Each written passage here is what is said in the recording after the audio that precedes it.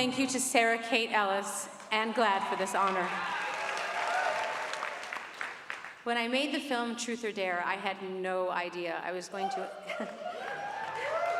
Seriously, I had no idea it was going to inspire so many gay men to A, give blowjobs to Evian bottles, or B, just have the courage to come out. Yes.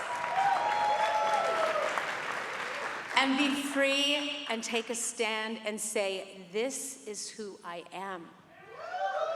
Like it or not, okay?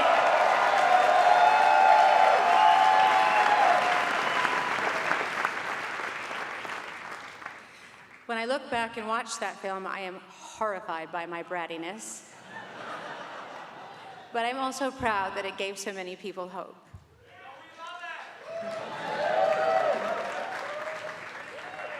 The freedom fighting expanded and continued, and so did getting my ass kicked. Fighting for all marginalized people was a duty and an honor I could not turn my back on, nor will I ever. Yes. To quote the great James Baldwin, because only an artist can tell, and only an artist has told since we have heard of man, what it is like for anyone who gets to this planet to survive it. What it is like to die, or to have somebody die. What it is like to fear death. What it is like to fear. What it is like to love. What it is like to be glad. Hymns don't do this. Churches really cannot do it. The trouble is, only the artist can do it. The price that he or she has to pay himself, and the price the audience has to pay, is willingness to give up everything, because nothing, none of it, belongs to you.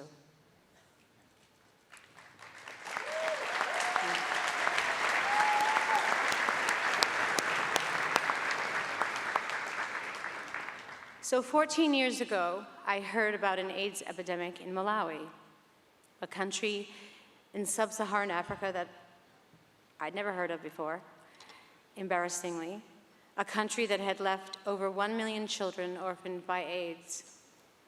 I decided to go there and see what I could do, and it was like history repeating itself.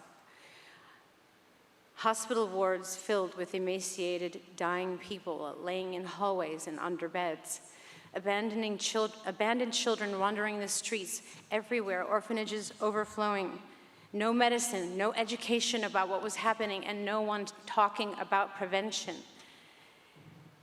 Eventually, I made a documentary called I Am Because We Are,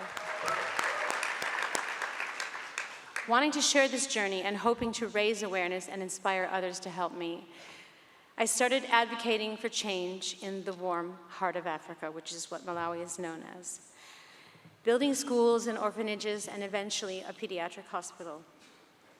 It is here that I met and adopted 4 of my 6 most beautiful children.